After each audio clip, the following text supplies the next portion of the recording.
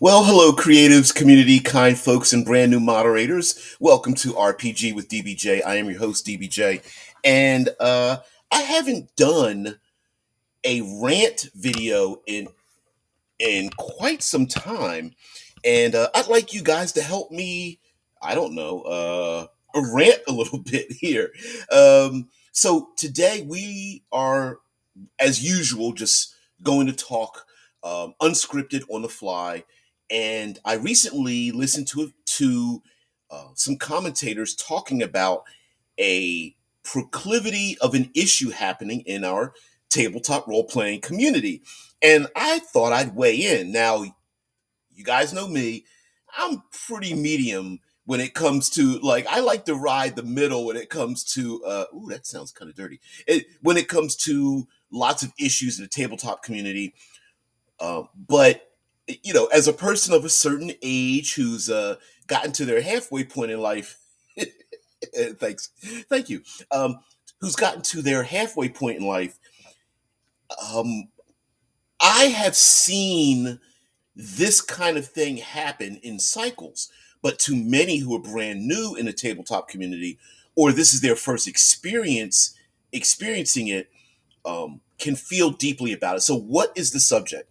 We're going to talk about FOMO, fear of missing out, the influencerfication of tabletop role playing games, and the bifurcating, the division that's coming up in our community amongst many games that are rising to the top when it comes to their creation. And is all this being built on the bodies of fantasy heartbreakers that have always existed?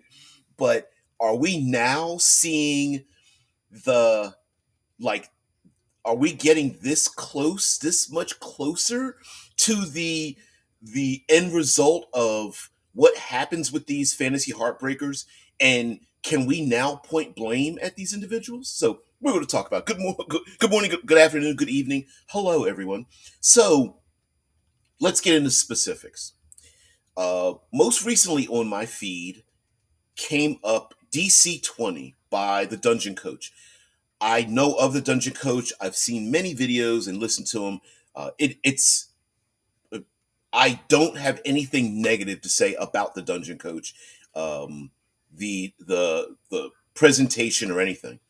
But I saw how quickly the it spread throughout my feed, and when I went to go back, the Dungeon Coach has a ton of videos about the progress of the new DC 20 game. DC standing for Dungeon Coach. Of course, DC is also like a difficulty class or whatever in fantasy gaming, and there's a lot of videos and thumbnails with like arrows pointing. Is this the next D&D killer? And we've seen this before, right? With the MCDM game, Level Up Advanced 5th Edition came out strangely at the wrong time, at the right time, that I was part of by N World. We also have Tales of the Valiant, which many people are just like, it should have been called Black Flag, right? And so on and so forth. And and like Drew says, would not mind becoming a celebrity designer. And here's the cycle. Do you need to be everything except a game designer to become a successful game designer? And how do we measure success? And what what street gang do we belong to? Is it necessary to wear certain colors to even be considered as part of the community? Do we have enough space in our hearts to both embrace Shadow Dark and Knave, as well as MCDM and Tales of the Valiant and Level Up 5th Edition and DC 20 and many more that may come along the lines because of the popularity and the personalities of these individuals. And we're also gonna go into some more details because sometimes having access to the most popular individuals also gives you access to having a larger community, and that community's hive mind can kind of game design for you, which makes it seem like if you're a celebrity game designer and you're more celebrity than game designer, is that a bad thing? We'll talk about that. Yeah, the End King says, it says that yeah, selfie stick club or maze. I, I had to move my camera where I had it pointing down the other days, and so I just left it up on the. It's not really a selfie stick. I'd have to go behind me and get it. It's more like a camera stand. Uh, but yeah, and the End King says influencer is such a silly term though. Steve Jackson influenced others. Gygax influenced. Well, today, yeah, Drew says influencer is the term that the people who make a living at social media platforms. Um, in in effect, everyone is an influencer. It's just a matter of who influences more than others. And we could claim, for example, let's pick up the Kardashians, right? Like, influencer doesn't necessarily mean it has become its own category, its own talent, because when the Kardashians started, I was a certain age, I was just like, I don't get it. Like, they don't do anything. But the fact is, popularity itself is a let's not pretend that the ability to draw in others isn't a value unto itself today. I make the analogy that social media and all of its social media platforms is like going to a stadium, a sporting event stadium or entertainment venue, and having 50,000, 80,000 people in there and trying to get everyone's attention. At some point they do have the little jumbotron with the camera that moves around, and they the jumbotron asks people to perform different actions or outrageous things, and those that are have a propensity to draw people's attention despite the fact having very little talent are the ones who make it up on the jumbotron, therefore gaining attention. And so that ability to gain attention is called. We used to call that, um, marketing or product design or propaganda or and any number of those things. And we just today have lumped that into one category called influencer. And some people are have a natural charisma about them. Others are just very good at being able to parlay emotion to create the most interest in a thing, thereby creating something we call viral. So if you can create controversy or elicit an emotional response from people, people will respond to that thing, even if they haven't previously had no interest in that thing. Hey, Drew says my colors are the full rainbow. It's Pride Month after all. Yes, it is. That is right. Although there's some weak asses out there that are just like fold arms, pout. It's Pride Month. What about me? Weak mofo's. Whew, God, I can't stand it. Anyway, everybody deserves their time, and I'm as a real man. If I could throw that in, throw that into this other rant about other things in the gender wars, real men aren't threatened by other people and their chance to shine in the spotlight. All power to everybody. Oof. Anyway, the King says, I remember when Kim was pushing for PBTA, feuding with Chloe, who only played mutants and masterminds. And you know what? It feels like having just watched the third episode of the Acolyte Star Wars world, in the past and stuff, it feels like people are siloing themselves for like no good reason. So okay, let me present to you, be the devil's advocate. Let me present two arguments here. One argument, okay, the purity of the games, the I've been around this entire time kind of thing, right? And these influencers, these great personalities, I'm pointing at you, Dungeon Coach and Professor Dungeon Master and Bob World Builder. Come on, I gotta pick on some other people. Jenny D and Ghostfire Games and boy, I'm forgetting some. The Dungeon Dudes and so many others. A Roll for Combat and what is it? Comic book dot. Jeez, I can't remember. So you guys start filling in the blanks with another 20 or 30 very popular individuals, and from a purist standpoint, maybe I want to see pure game design. I want to see people come up with interesting ideas. And I want to see these fantasy heartbreakers make it to the top. But unfortunately, if you don't have these platforms, if you don't have the large support from your Patreon, if you don't have enough influence yourself, subscribers, likes, notifications, followers, TikTok videos, things like that, then you then can't get the draw in others who can then promote your particular idea, story, product. Um, for example, I put in a thumbnail, I put a Vagabond by Indestructiboy, and I had never listened to or partaken in or consumed Indestructiboy until after the whole WotC debacle and Dungeons and Dragons collapsing in on itself. And this gave rise, like a phoenix rising from the ashes. Many of these individuals didn't give rise until this kind of thing happened. So in many ways, the fuel of the fuel that gave the fire to many of these individuals is showing we're seeing the end result of what possibly was one umbrella being spread into many umbrellas. And I predicted, I do have, I don't even remember the name of the video, but I even predicted that we might start fracturing as a community. And is it their fault we're fracturing? Because we still have the ability to literally take part in and buy all these games, except like I did the other day when I was just yesterday talking about like high end games. It was like these are like $50 cards, and it's a card box set with 5 decks and things like that. And there's a lot of us. Hey, we love our games, but we ain't got that much money. So are we missing out if we can't afford the $150 box set with the GM screen and that kind of thing?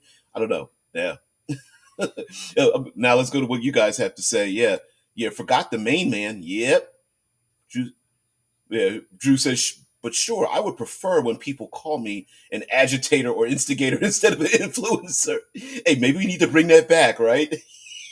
Yeah, yeah, yeah. Forgot the main man. Yeah, yeah, yeah, yeah, yeah.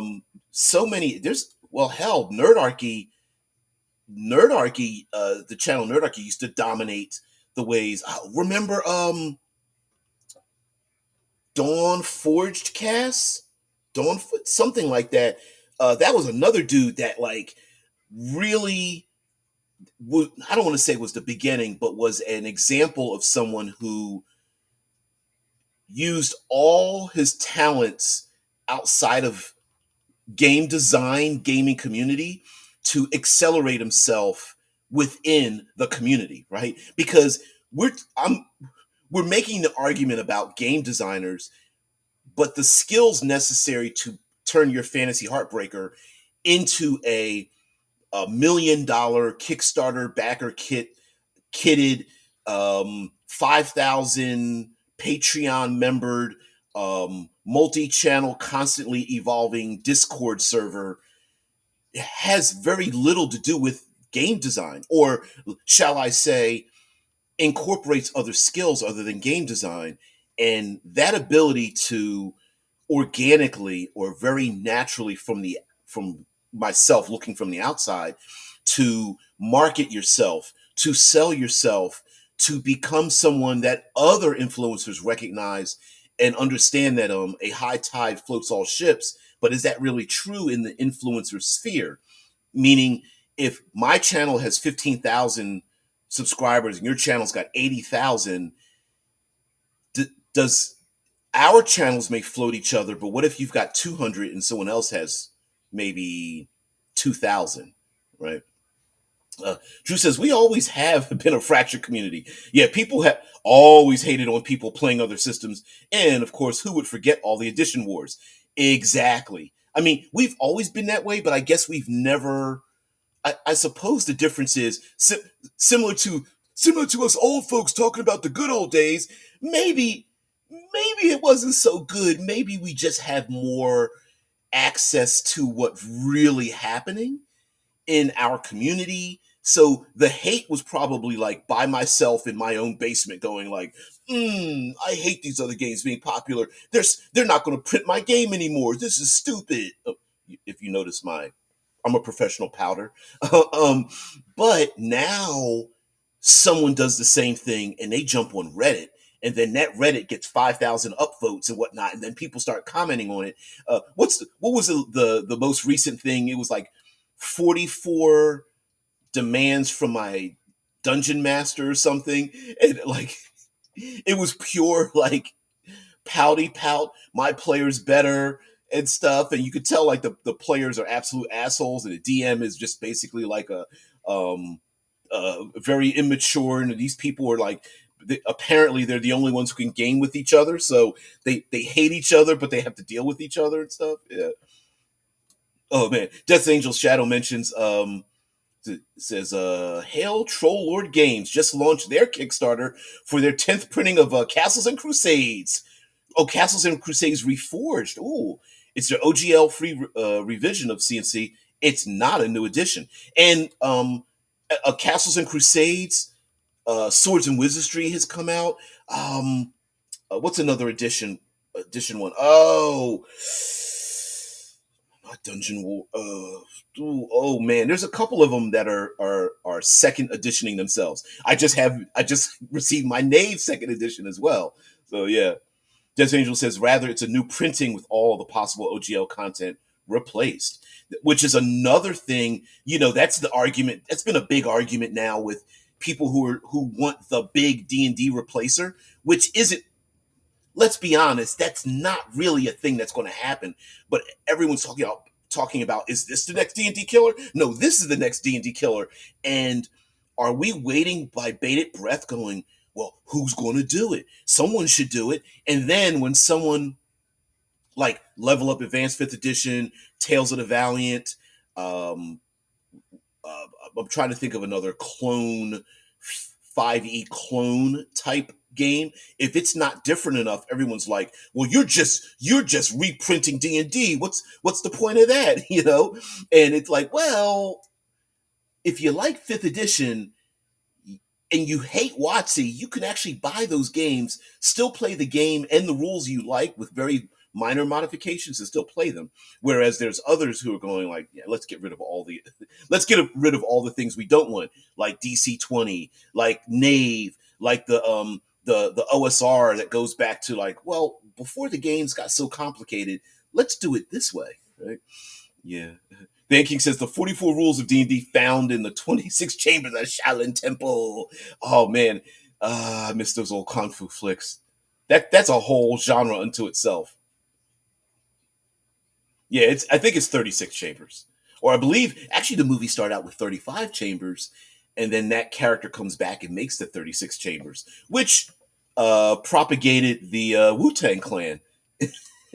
Liquid swords, shadow boxing, 36 chambers. Yeah, yeah, yeah, yeah. Death Angel says that's unlike some wizards on the left coast trying to claim 6e is still 5e. Yeah, there's that too, and there's a lot of new people in coming into the community that don't understand the hostility, and just out of fear of being left out. You know, FOMO, fear of missing out, is not just missing out on like missing out on a sale or a concert or tickets, a thing that happens at a particular time and place and you miss out. We also FOMO happens when we feel like we don't belong to the group any longer. We are as humans, we are very tribalistic, and we like to know that we belong to a group, including belonging to the anti group that's against the very group that maybe we don't belong to, or we've left, or we've been, or that group has grown away from us while we've been sitting still. And that fear can color our opinions about things. For example, let's say you were a bullish on the game Fate. You don't really hear people talking about the Fate system any longer, and it may feel like you've been left out. Same thing now with Dungeons and Dragons.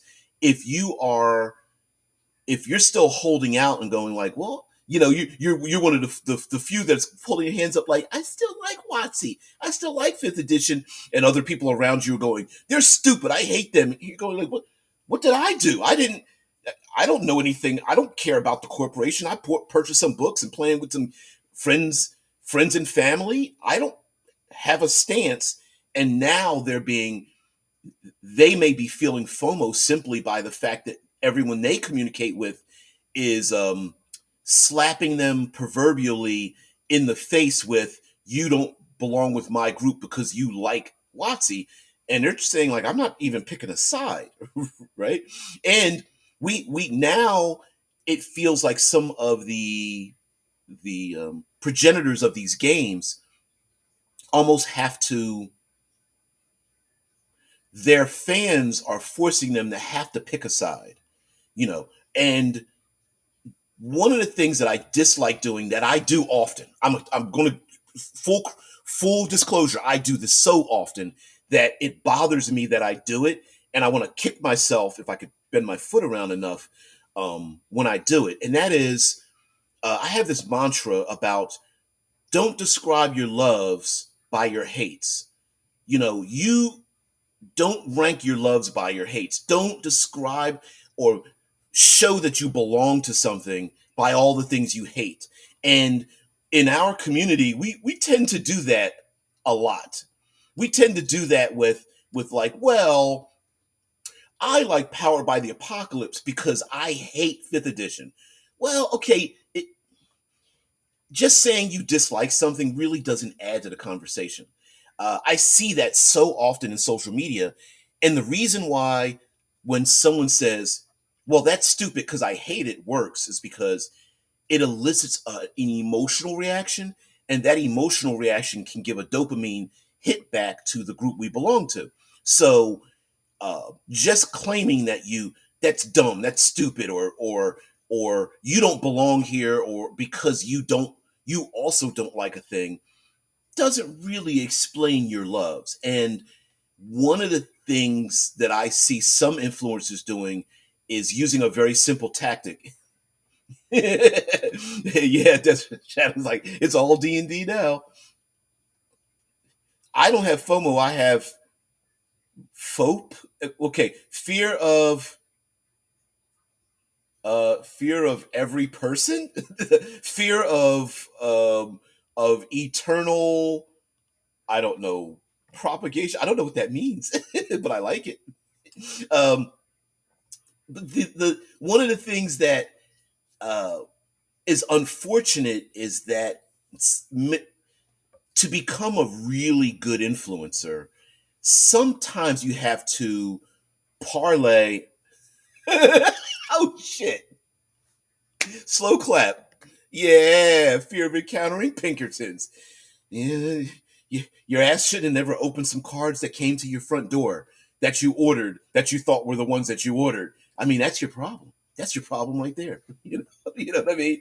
Now, listen, I'm not suggesting that we all get back together in kumbaya and stand with candles in front of WotC, saying we're sorry, holding pictures of ourselves when we first rolled the dice or whatever. I'm not talking something like that.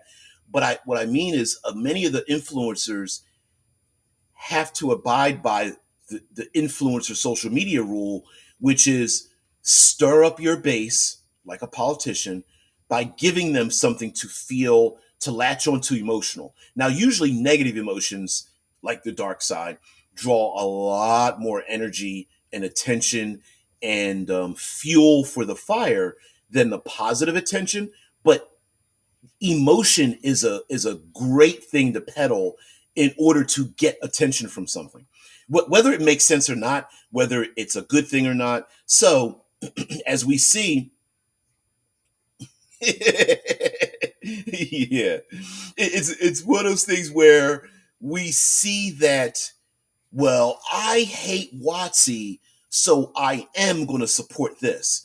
Or this is the D&D killer because it changed this rule and made this thing look stupid and made this thing. And yes, we know that Dungeons and Dragons from Wizards of the Coast and Hasbro is built on old bones. It's like an old classic car.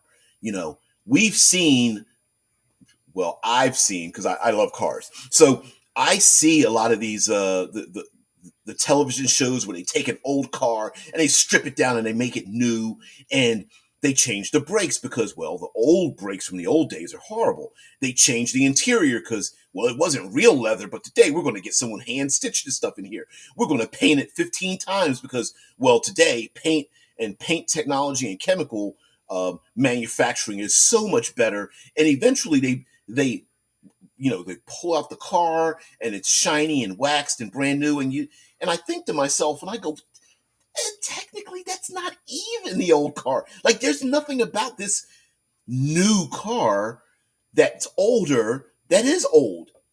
It doesn't drive the same, it doesn't sound the same. It just looks like the old thing, but it's not even the new thing. And I don't think there's a problem with it. I just think, why do we attach ourselves to it? Let's be careful about attaching our identity to things. I mean, we already have people making death threats against actors in movies who are literally paid to wear makeup, wear costumes, and say words in locations that they're paid to be in, and had nothing to do with taking away um, your childhood or something like that. Actors are technically they're just paid contract workers. So in our own community, I can see ourselves being pushed to, uh, dare I say, death threats. Even recently, we hear about like virtual tabletops buying each other, combining together.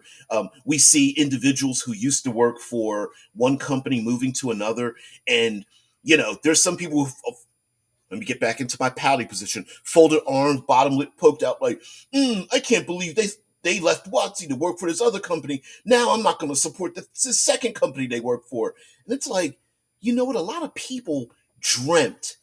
No, they fantasized.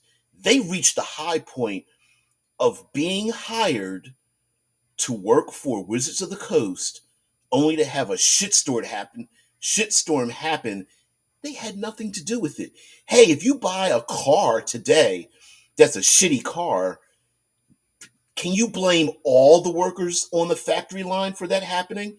Or did this start at the upper level? Or was this just a programming mistake? Or was this an external contractor that put some electronic in your car that, makes it stall out every time you take a left turn? Can you blame the person who put the seats in your car for what the engine did? Right? And listen, let's be honest with ourselves. Many of us would love to be some of these very influential um, content creators who would love to have their fantasy heartbreaker rise from the ashes and be something embraced by the greater community. And it's not a matter of whether we should choose a side. We can spread our attention to whoever or whatever we want. I love myself a great hamburger. That doesn't mean I have to prove my desire for a hamburger by hating on pizza, which I also love. But it feels like in the social realm we have to do that, and it's horrible. Sorry, you guys are the co-hosts here, so I went on half the show, so it's going to be in your hands here. So I would argue Castles and Crusades is more D&D than what WotC is printing these days. I would argue similarly, although it's just fantasy stuff. It's the same D20s, There's some percentile tables. There's some other dice rolled things like that. Uh, CGP Grey made many years ago a video about why the hat cycles happen so much on social media. Yeah, hate not hat. Yeah, yeah. I don't remember, but it is a thing where you're expected to wear the gang colors, and like if it's almost as if, well, you're not a real gamer if you don't support MCDM, or you're not really in the OSR if you haven't supported Shadow Dark or Knave or Lamentations of the Flame Princess or something. Yeah, Command and Conquer. No, that's not it. Yeah, attach your identity to my game, not some D&D remakes. Yeah, exactly. Hey, listen, in my corner, maybe I am doing something similar to that. And it's also kind of funny too because there is a there's a propensity to over canonize some of the individuals that are making these games to the point where, let me give you an example. If this is going to work as an example, um, MCDM has decided to go with using 2D12 as their main adjudication damage feature. And Matt Colville decided, amongst, I'm sure, their group of play testers and things like that, and especially if you've got a huge community, you can do a lot of play testing. And statistically, they felt that this die result, this bell curve that they found, comes out with the correct amount and variability that they're looking for. Now, normally we go, oh, well, I swear by a D20. I can't believe they're changing it. And then personality comes in. I think this is better. And all of a sudden, all the proponents are like, yeah, of course it's better. If you're a devotee, you're like, you're expected to embrace everything that these designers come across. Well, I'm a devotee of the Dungeon Coach. I'm a devotee of Bob World Builder or Ben Milton from Questing Beast or whatever. So now I'm not a real fan if I accept some and don't accept the others. If I feel that this one game design is great and the other isn't, I'll put myself on the firing line so you guys don't have to. Um, in DC 20 by the Dungeon Coach, they're using a 4 action system. You have 4 pips, 4 points, 4 action points, and you get to spend them to perform different things. Personally, I think it's too much.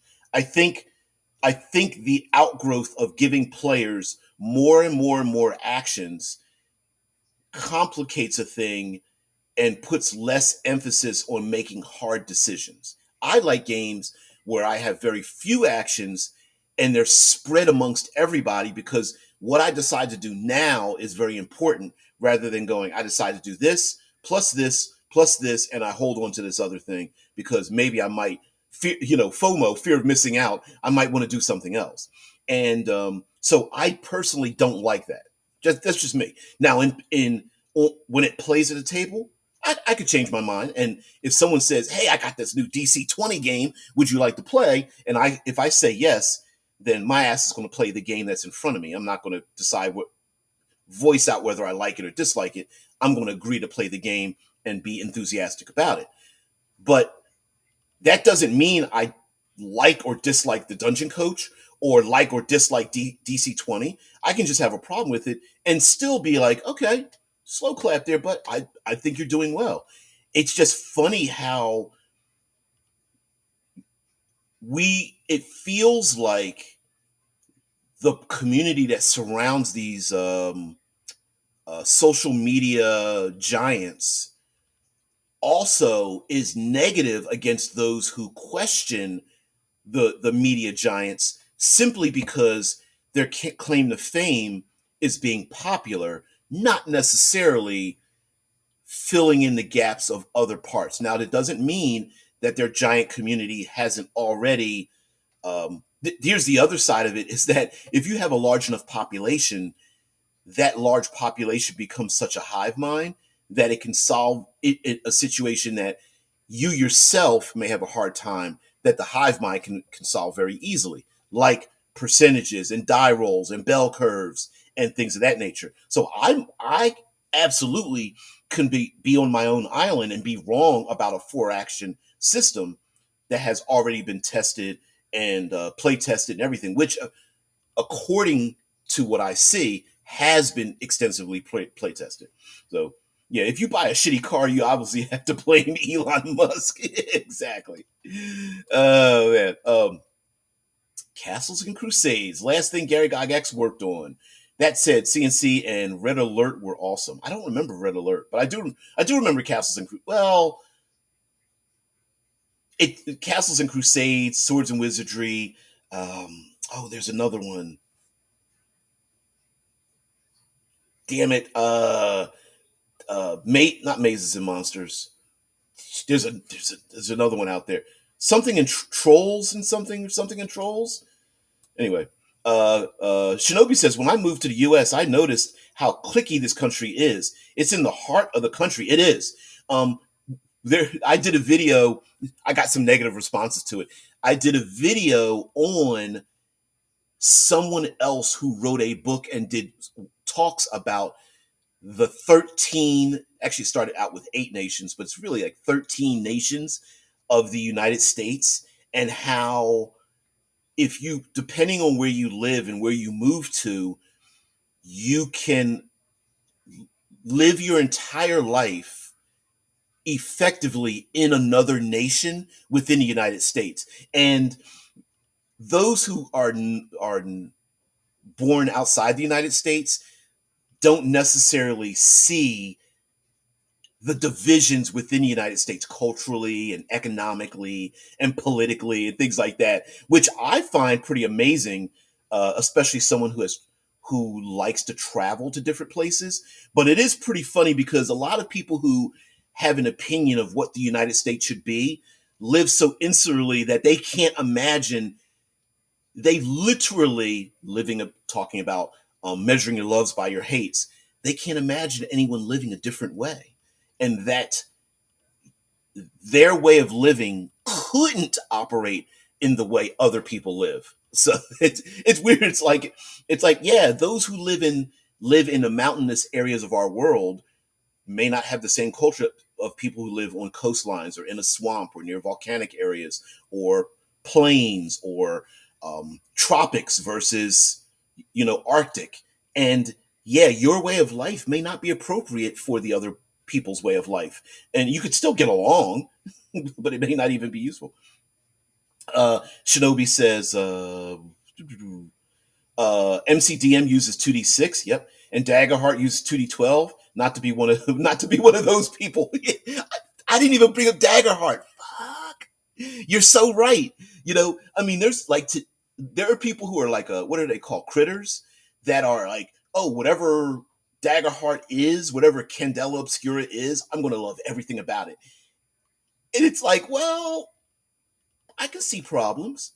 I can see issues with how a thing is done, or and I can even see how the game design has been influenced by the people who are influencing it because they are influencers.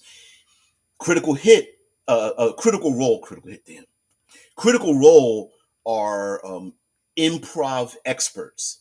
That is their life. That is their profession. I can see why a game that has very narrative aspects of it can be difficult to explain to people who may have never embraced narrative gaming elements in their entire lives, and they just move pieces on a board. It's wargaming for them, and how it can be confusing. And so yeah, Daggerheart, people were bullish on Daggerheart and such. Des Angel says, I just remember you can use any and you can use and or convert any module to the system you like. Of course you can. Of course you can. Hey, read the adventure, replace the things in it with the mechanics of what you need, and you're done. I don't, I've heard people say, well, I don't, is this going to be backwards compatible? Who cares? it is backwards compatible if you make it backwards compatible, right? Shadow says I question doing four actions myself. Yeah, I don't like backlogging actions. I would rather I would rather the spotlight move quicker with everyone getting one or two actions and just quickly boom, boom, you and you and you and you and you and back to you and back to you, boom, boom, boom, and move around the table rather than you get four actions. All right, we gotta wait for you. All right, now your four actions. Wait, and then you get the hesitancy because now I I understand what I like is the back and forth with the four action system, but what I would hate is the are you going to save your action? Are you going to use your action? Okay, the third person does their thing. Okay, I'm going to interrupt that. Okay, it's the game master's turn. Okay, now I'm going to interrupt that, and not that that doesn't happen already. I'm just going like, ooh, ooh. Drew mentions all cults of personality are bad, unless it is about me as the personality in question. Cult of personality.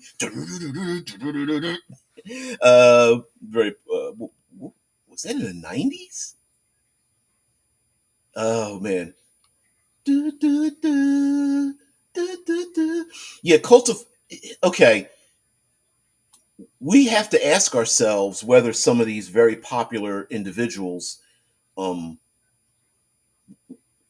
it's a very weird, frothy mix of are they popular and other people are turning them into, they're becoming sycophants and turning them into a cult of personality, one that in which they didn't want to be? Um, is this individual not really a gamer themselves? They just like being part of a cult of personality.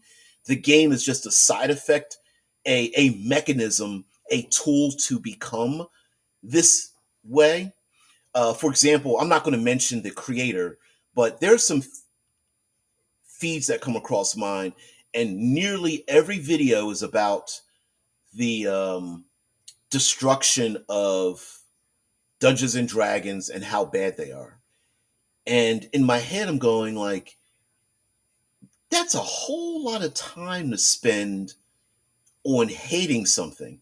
Like, if I eat a food that disagrees with me, I don't keep chewing and keep eating and keep like after the fourth or fifth or eighth time I had too much ass fuel, like why would I go back to that? Right? Over and over again. It's the person you ever go to dinner with a bunch of people and someone eats something and goes, "Oh, that's horrible. Here, you taste it." And like they need everybody at the table to experience the exact same horrible affliction. And I'm just rolling my eyes like, really? No, I believe you. No, I don't need to taste the spoiled milk. No, I don't need to taste the undercooked meal or the oversalted or you know what I mean? Like, no, I don't. Yes, I get it that you drank this microbrew and it's the worst thing in the world. How about you not drink it ever again? You don't have to prove it to me. I don't need to be a gang member jumped in getting get my ass kicked by a bunch of the gang members to prove that I'm a member of the group. Like, no, just give me the bandana. That's all, you know. Yeah. Yeah, just you talk about the three action in Pathfinder because Pathfinder basically, not revolutionized, but simplified such a thing. Yeah, yep, yep, yep. Tunnels and trolls. Thank you, Drew. Always on the same page, you and I. I'm so glad we are a we are in a polygamist constellation relationship, and I appreciate it. Yeah, yes, Mazes and Monsters was that great. Did you really have to put the word "great" in there? Mazes and Monsters was that great Tom Hanks movie. Snarky snark. I wonder if Tom Hanks today regrets me, like, because Tom Hanks to me comes across as a little bit of a geeky gamer type. Do you remember the name of that book? I don't know. Mm-mm-mm. Red Alert was a sequel to Command and Conquer. Oh, okay, okay, okay. Yeah, Desert Angel's like that. Mountains are cool. Oh no, I have no problem with mountains. I live in the Ohio Valley. It's pretty much flat, with a few nooks and crannies and some rolling hills. But yeah, yeah, flat. Now Florida is super flat. Yeah, beats the heck out of flat Florida. Yeah, we need to talk about the United States some more. We really do. Just talking about like the different craziness and the foibles and stuff like that. Uh, the Yanking mentions Matt Mercer is a great DM and a lover of games, but everything he's made mechanically does really wild stuff. So I'm waiting to see what Draggerheart is before going in. And you know what? And that's a perfect example of what I mean. And I don't. This is a. I'm going to try to be purely critical, so that neither means good or bad. So Matt Mercer, to me, if I have to pick a range from artist to scientist, uh, talking about gaming, art is like hoity-toity, whiffly whammily, barely any rules, but we're going to do this because we are socially and personality-wise going to synergize. And science is monopoly. We've got rules, we've got mechanics, we've got numbers. We may have other features, and we don't question what they are. You roll dice and do the thing. Next, you roll dice, pick an option and do a thing. And I think, of course, Matt Mercer falls far more on the artsy side than the science side. And but does that make the gentleman in the group a good or bad game designer? Critical Role is so large that they can hire and play test with enough people to work out the mechanics of a system that they themselves in Critical Role, and Matt Mercer himself doesn't even need to concern himself with. Hey, we need a die mechanic. He just sat back and they came up with a system, and he goes, listen, as long as it helps me do my hoity-toityness, my whiffly whamminess, my improv expertise, maybe he doesn't even care what the die mechanic is. And and uh, uh you, you know, what is it? Fear and hope. Roll 2d12. One's fear, one's hope. And then when you roll the dice, you get to keep a fear. I mean, you get to keep a hope, but the game master gets to keep a fear and use it against you. And it means you could succeed, but if you succeed with fear, something bad happens. And then if you fail with hope, it means you fail, but something good happens. And if you're not someone who's into that type of narrative, fiction first, narrative positioning in a role playing game, it may not run for you. And Critical Role has the resources to work that out that maybe some of us that are creating our own fantasy heartbreaker, as you see my hand raised, um, don't have the ability to very effectively work out. Yeah. Yeah, CNC is more rules like putting the power back to the DM, or as they call it, the Castle Keeper. I didn't realize they called it the Castle Keeper, and I do understand that many games don't use Game Master any longer. But yeah, yeah, Living Color. uh, Shadow says your food example is exactly why Ms. Death and I stopped gaming when 4E came out. We made it through a half a session. I couldn't play a sorcerer. She couldn't play a gnome. I'm a monster. Yeah, yeah, sorry about that. But yeah, that is, I mean, that's a thing, right? Like there's some people that have attached their identity to some of these individuals that to think outside of that individual sphere of influence is tantamount to being like you hate that person. I'm going, you know what I mean? Like for example, um, this fear of missing out. I can't right now. I really don't. It's not worth it for me to invest in Tales of the Valiant, MCDM's game, or DC 20 right now, financially. I don't feel the juice is worth the squeeze. Meaning, what I want will cost me money to get something that's already similar to something else I have. Daggerheart, same way. And I'm not against those games existing. And I'm not saying that I'm a human being and I am Legion. So in the next 5 minutes, 5 days, 5 months, or 5 years, I could very easily change my mind. And most likely I will. But that doesn't mean that I've attached my identity to it. Some would tell me right now who are fans of Bob World Builder or the Dungeon Dudes or Dungeon Craft or uh, wow, so many others that I'm forgetting, and I apologize for forgetting their names. Roll for Combat or whatever. That if I don't go all in right now, that I am the enemy. Oh, you're not a real fan. Oh, you're not really into the game. Yeah, I wish you all the luck. Go ahead and play your OSR games, you old man. Right? It's that kind of thing. And like, well, wait a minute. Hey, maybe I'm just poor, right? I'm a fan, but damn, not all of us have access to the. And here's another thing.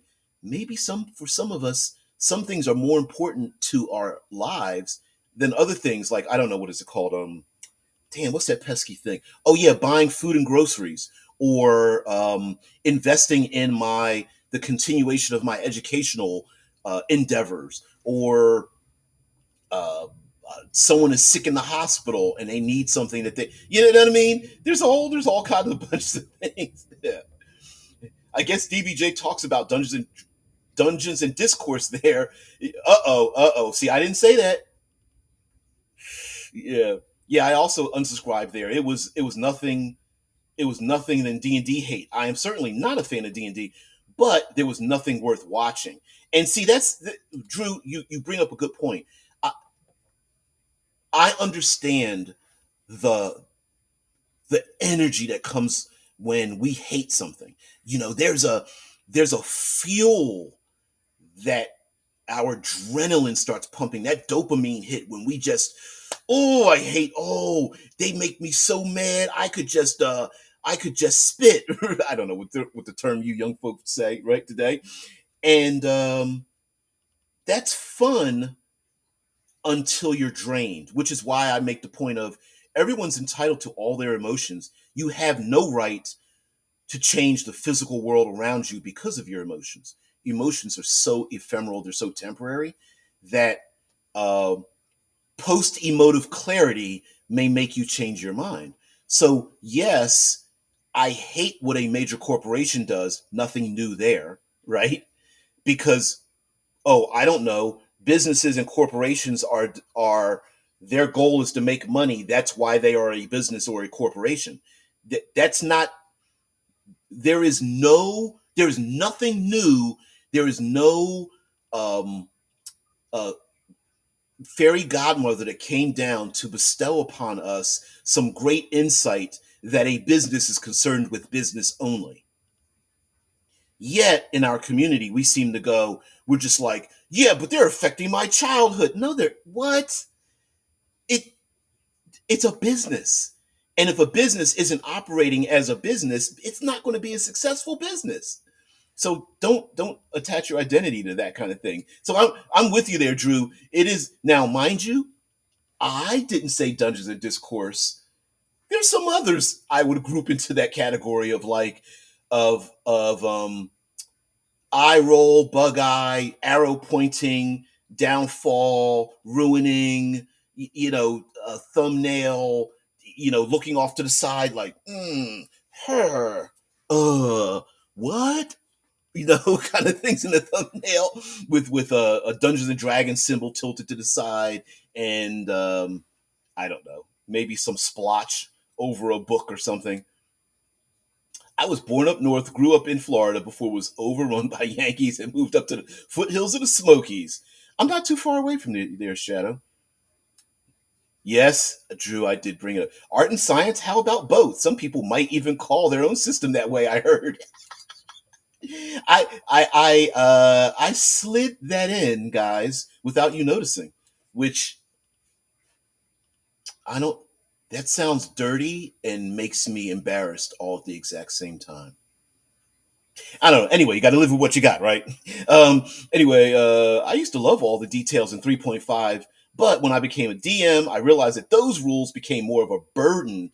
It literally created rules lawyers when the DM GM, uh, yeah, castle keeper should be the decider, and also you know what? Guess what? Rules light systems. Let's see if I can get away with showing off something just to promote somebody. So like I said, just got the Knave second edition. It's full of like a lot of prompts. It's like 90% prompts, 10% rules.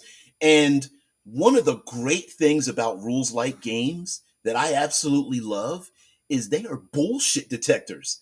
Now, what do I mean by a bullshit detector?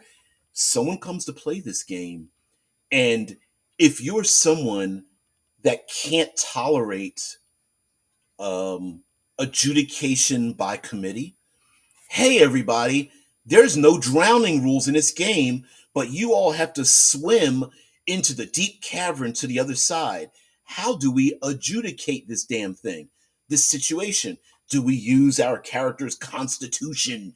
Do we make strength checks? Hey, do we use, are we using percentages? Do we do a countdown timer? And we all together in a unified way very quickly and very easily go, well, I don't know, what's the closest thing in the game that tells us to do that? Oh, well, hey, there is a constitution, let's roll that. Or hey, how about it just causes us, our hit points are low, how about every minute we spend down there we just lose a hit point, and it's just going to be one hit point, and it just starts eroding. Well, I've only got 7 hit points. Well, it makes it a threat. If you can't play with individuals and come to consensus very easily, then it reminds me of the person. You ever get that in? I know I'm gonna say this because I went through this. You ever have those employee meetings where someone says, "Hey, let's all chip in and we're all going to buy pizzas," and you have that one person that can't agree on the pizza toppings? It's like, because we all know the ratio of pizza toppings is um, is in opposite proportion to the number of employees you need to buy pizzas for. We all know this. I mean, we should just make a T-shirt that says that, right? The larger the number, the less toppings on the pizza. But you always have that one person that's like, yeah, rocks fall, everybody drown. But you always have that one person, and rules like games, bullshit detectors, I swear. Because you always get that one person that's just like, well, how do I maximize? How do I game the system? And then they start using their personality to try to game you. Ooh, I just got my notification that Knave shipped, and I'm super excited. Cool. Cool, Shinobi. I got my hardback edition. Maybe they went out first, maybe? Now? Now. Mm-mm-mm. See, I was wondering that too. So, Shadow, I'm going to point you out. Sorry for putting you out there like this, but Death Angel Shadow says I will probably break my rule in not buying WotC material for the 50th anniversary books. Not sure if I'll buy 6E yet though. I might. I'm torn because I'm a bit of a historian.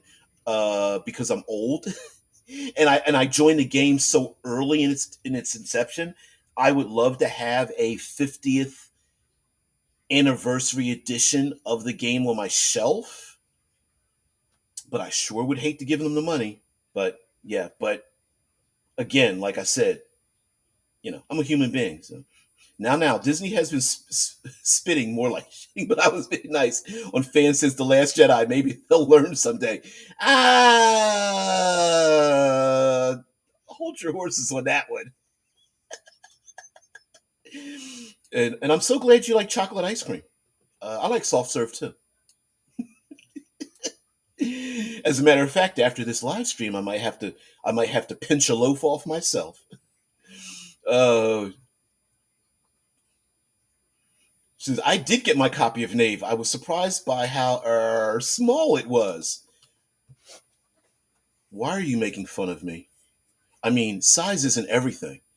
I mean, listen, You and I, we've been together so long. I thought we were past this. I mean, there are things we can use.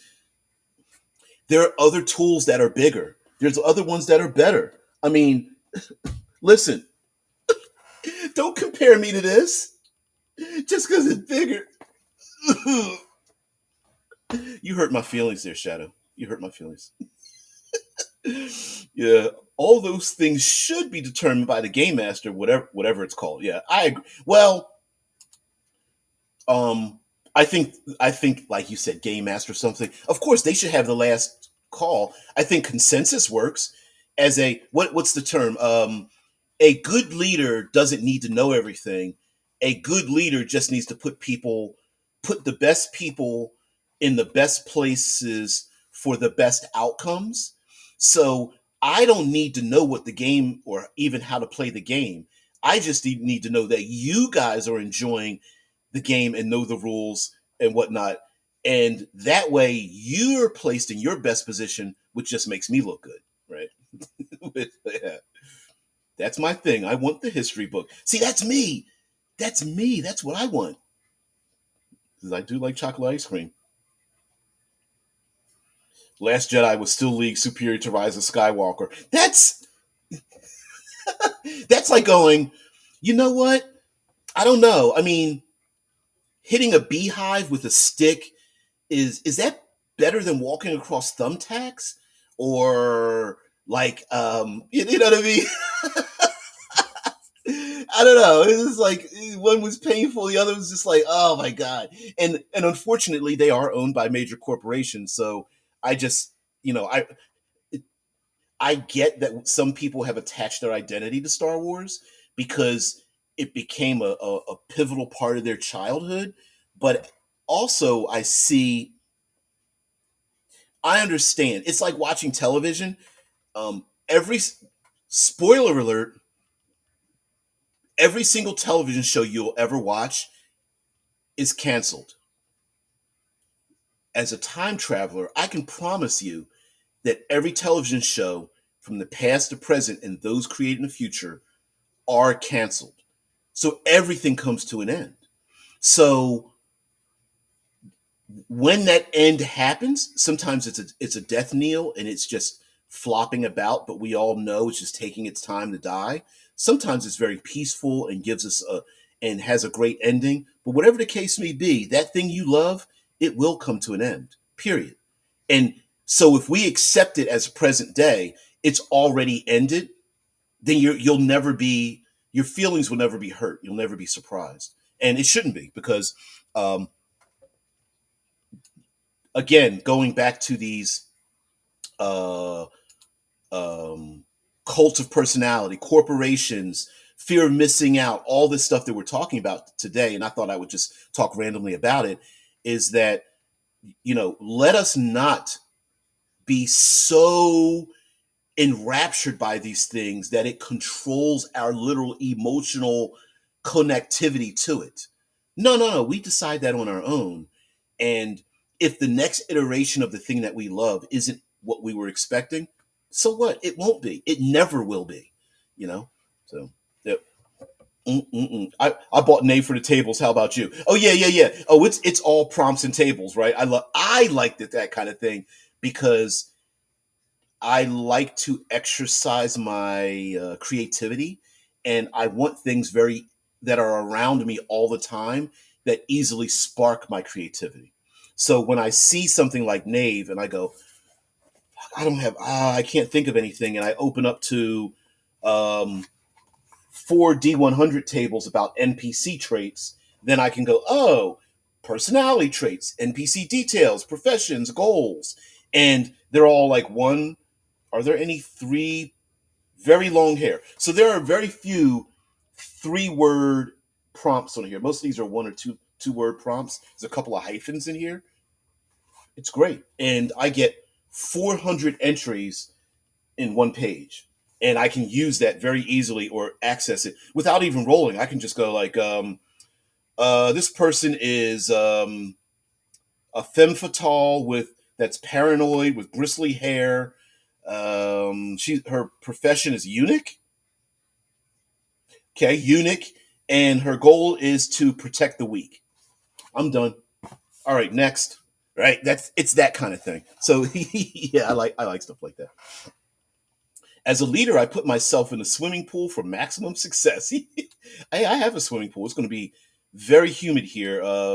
Fahrenheit degrees in the bumping up against 90 degrees Fahrenheit in or 90s next couple of days. So yeah, I love it. I didn't care about Luke dying if it was in service of something. Skywalkers die all the time. Yeah, and it's not really a Skywalker story, but whatever. I saw Rise of Palpatine as a comedy. Yeah, yeah. I love the explanation. Somehow he came back. Oh, that's an explanation. I also would have liked Rey if they had done something with her, if she moved past her first stage. I agree. I definitely agree. Should have never changed the story midway. Should have just left her the way she was. I don't know why they did that. Rey is my least favorite Star Wars character of all time. Um, if you if you believe in the hero's journey and the heroine's labyrinth story framework, you'll understand why you dislike Rey. Um, so yeah, look that up. I want to see what good writers and directors can do with the character. I agree. I would. I hope what I would like to just see is to move forward with these fucking stories. Make Rey an old woman who is training a new chapter of Force users. They don't even have to be Jedi or Sith, although that seems to be the thing that people like. And just move on from there. Sheesh. I really want to see more of a great story for Finn. Yep, yep. I kind of wanted to see Finn become a Jedi. I just wanted to. I just thought it was cool to have a stormtrooper be a Force wielder. I was like, just let that happen. Or how interesting would it be for someone to wield a lightsaber and not be a Force user? But whatever. I would have loved if they would have made Poe and Finn a romantic couple. Um, I didn't mind that. I thought some people, today we have people who are so fragile in their personalities that they feel like other people can't be different. I just find that so telling and so scary as well because uh, I once heard the term that cowards and evil produce the same results, and I see lots of cowards who are embracing their cowardiceness as evil. So, but then they did plenty of other stuff to drive me away. Yeah, I hated how they turned Finn into a sniveling coward. Yep, in the second movie, that's just horrible writing. I at first I said, well, you can blame the fact they had different writers and different directors and different, but that doesn't make any sense because I still blame if you wrote the first chapter, not first chapter, the first, well, in a three-part story, if you write the first part and I write the second part, it is my job as a creative to not to both show my vision and blend my vision into the intellectual property, what has come before it, so that it makes sense, and it just didn't. Yeah. We're just like Steve Jackson now. Yeah, we have influenced you to making this new Star Wars stream. Yeah. Mm-mm-mm. Yeah, they had no story arc. Yeah, yeah. So anyway, guys, thank you very much for being part of the show. Thank you very much for letting me just go off and rant and things like that. Have talk about this with everyone else. Jar Jar Abrams, stop it. uh, yeah, it was there was the age of the mystery box. Was that the mid 2000s, early 2000s? Lost and a bunch of other TV shows and movies did that with the whole mystery box thing. That is a that was a tool used as a hammer to treat everything like a nail. Kind of mystery boxing. Yeah, that was a thing. Oh man, yeah, they did. Yeah. Love John with y'all. Thank you very much for taking us out, Shadow, and everyone else. Thank you very much for being part of the show. Um, uh, and please, for those of you who have new great powers, please exercise them with great responsibility as well. Um, and guys, have a great one. Thank you very much for being part of the show. I really appreciate it. And just thank you very much for letting me be me. Your time is very valuable, as I've said plenty of times before.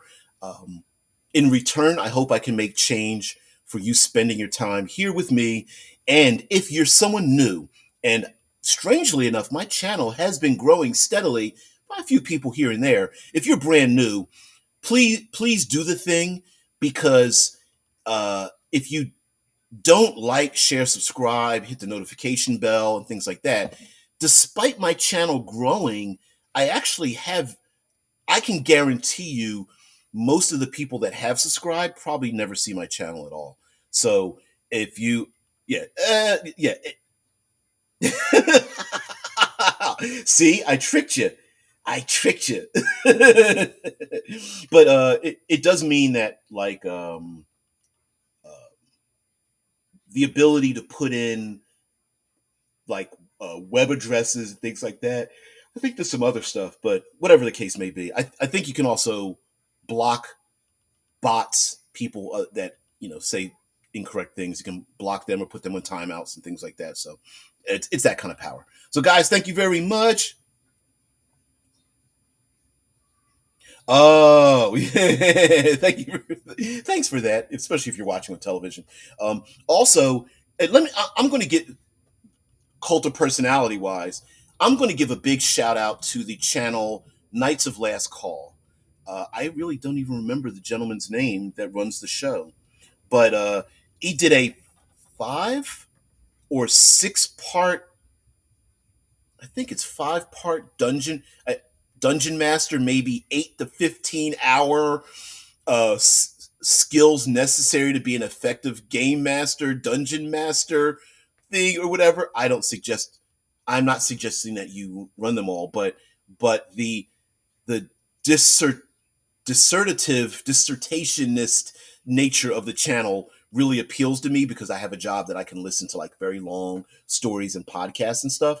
So if you're someone that likes to get down sometimes in the nitty gritty and have some fun and be critical of ourselves and others, it's a great channel. So no, you tell me to have a nice day. You have a great day.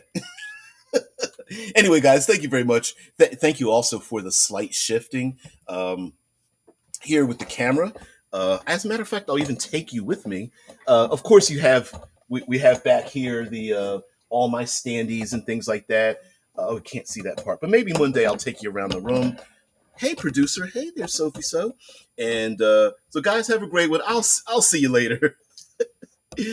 uh, Peace and tranquility. I am out. Mm-mm-mm.